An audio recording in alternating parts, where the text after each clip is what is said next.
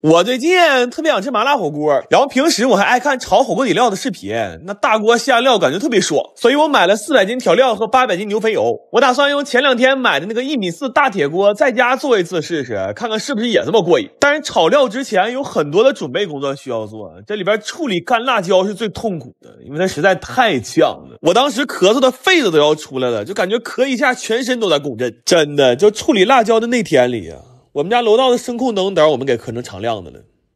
所以後來熬牛油的時候，我們就拿到院裡去熬去了。零下20多度的天，熬這玩意兒差點沒給手指頭凍掉了。但是這時候我發現了一個特別可怕的事兒，就這準備工作多到根本就幹不完。就是每當我覺得下一秒可以炒料的時候，就會發現其實還有事兒是沒準備好的。等我們準備好所有東西的時候，已經是第4天早上了。就這麼折騰完之後，我深刻的明白了一個道理啊，我發現有些錢呢，他就活該讓別人掙去。後來就到了我最願意看的化牛油的環節了，但這玩意兒不快進根本就看不了，因為它真的巨慢，所以化油的時候沒啥意思，我們就下樓打水仗去了。但是打得太激烈了，再加上這幾天在外面凍的時間有點長，回家這頓打噴嚏啊，我估計肯定是嘚瑟感冒了。完了，我們趕緊喝了點999感冒靈，這喝完算是暖和多了，要不這大冷天真是扛不住啊。但是後來炸料油的時候，我發现水汽特別大，要是這麼炒料就很容易糊底，所以我們又把這大鍋給搬屋去了。我當時想的是，我寧可在屋裡炒嗆死，也不能讓這鍋料有一點糊的風險，因為我是不太接受沉沒成本不參與重大決策這個事兒的。要是現在跟我說讓我忘掉前3天遭的罪，重新做選擇的話，那還不如直接讓我死去呢。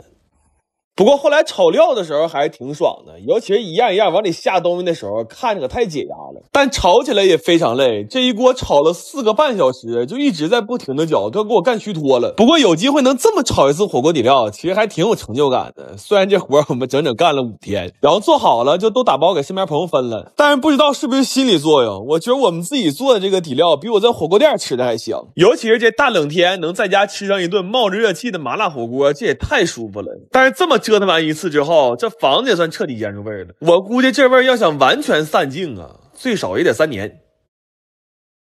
我最近發現只用大米和水居然能做出來米線，這事兒我太想試試了。我從來也沒吃過不放膠的米線呢。主要是我看了一個教程，它寫的也不太難。它的原理呢是先想辦法把馅米变成粘米粉，後面就跟做手擀面差不多了。我一看这個我行啊，但是奈何它人生無常啊。我們幹了20個小時，但其實就幹出來仨事兒。拉磨，冰了幾瓶元氣夏日限定的海鹽水果，做米線失敗。我後來半夜時候非常暴躁，因為之前不管做的好吃難吃，它起碼有口吃的。你等今天這個，我們即將迎來的卻是一鍋熱氣騰騰的大米湯。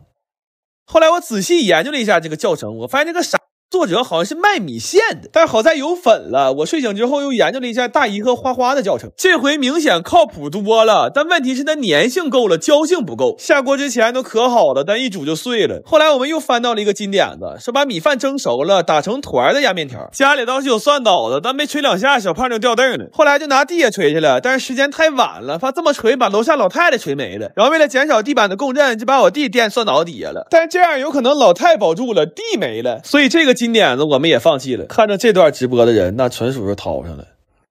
後來實在幹不動了，好在昨天冰了幾瓶新口味的元氣，有海鹽椰子、菠蘿、柚子，可鹽可甜，特別清新，果味也特別濃。夏天冰鎮一下喝可太爽了。主要它是0糖0脂0卡，喝了一點壓力都沒有。後來有一個食品專業的學生給我們發了一個非常專業的配方，但是我倆一起試了一下，在不加食用膠的情況下，還是沒辦法做出整根的米線。他後來還試圖和我探討如何能更優化，但我告訴他，你個人幹吧，我幹不了。我給他普及了一個比較冷門的課外知識，我說哪怕是一頭驢，它的陽壽應該也是有限的。做了2天2夜，我們到底還是沒能只用大米和水做出一份米線。第3天上午，我們把這2天失敗的米線都打掃了，做了3天2宿，做出一鍋骨湯大米粥配肉醬。那趕小胖講話了，我們本來是想做全網最真實的美食博主，但現在最多算是個最真實博主，我們做不出美食來了。我最近突然愛上了費列羅，但是這一小盒在超市就賣70-80，吃個2-3盒就有點愛不動了。然後我研究了一下它的構造和配料表，看着也不太難，所以我打算試試看能不能做滿這一罐，在家實現費列羅自由。不過通往自由的路上总是充滿了崎嶇，這第一步扒針呢就給我們難住了。我們試了很多辦法，用車壓、用磚頭砸都沒什麼效率，後來給我們逼的都快用牙刻了，折騰了10来個小時才把這30多斤針子都扒完。这個過程實在太讓人絕望了，夯幹了一宿啊，等天亮我一抬頭，發現我弟那倆腮幫子都不一邊大了。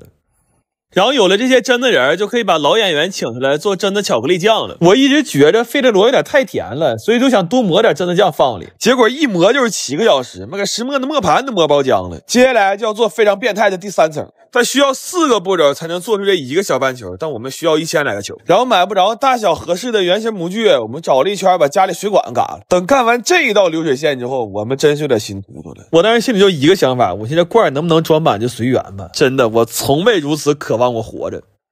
後來寻思先吃點東西緩一緩吧，正好我最近挖到一款韓式自由火鍋，這一大箱才花了1塊錢，而且配料賊多，這波纹面配上韓式湯底，味儿也特別正。現在拼多多有美食體驗專場，每人现享1份8盒必品阁的自由火鍋，多種口味讓大家嘗購。試吃鏈接我放評論區置頂了，鏈接在這還能搶，你們也趕緊去看看吧。然後吃完飯之後，就把現在有的3層都組到一起了。最外面那層除了要用到榛子碎，還會用到巧克力和椰子油，恰好這2樣罪我都遭過。這一把幹苦的巧克力，還有這1碗底椰子油，已經是半年前的事了。果然互聯網是有記憶的呀。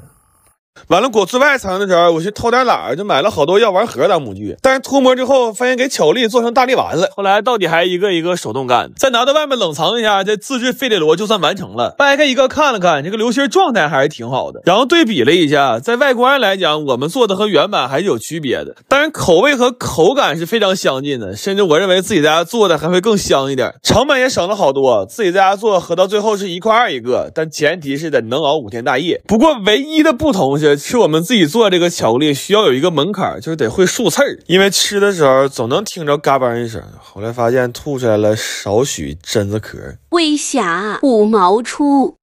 今天是我奶86周歲生日，完為了熱鬧嘛，我就直接在我奶家做的飯。就這廚房，米其林來也迷惑，永遠合不上口的剪子，分不清刀尖刀背的菜刀，炒啥都粘的不锈鋼壁粘鍋，比我矮110公分的灶台。這灶台呀，就這麼說吧，我他媽切肉的時候差點沒給腰閃了。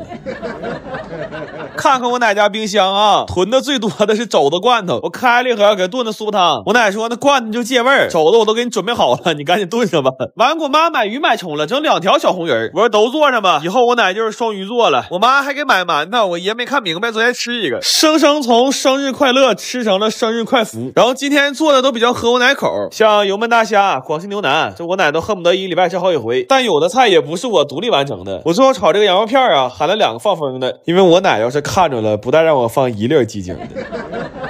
最後煮點海螺，這一桌就這麼地了，給我奶家所有能用的碗筷盆全都掏出來了，再多2人就得拿水杯吃飯了。完吃飯，我弟鬧鈴響了，我寻思怎麼的跟晚上上班了？他說不是，是得物现在有免費送皮膚活動，有機會0元就整一個任意888的史詩皮膚。再一個這不春節嘛，好多數碼產品啥的買的也真合適，鏈接放左下角了，趕緊整皮膚啊寶子們。但我一不留神把那福饅頭給吃了，我扒拉我弟，我說你趕緊把這個生日快幫我吃成生快，要不咱哥倆今天就快了。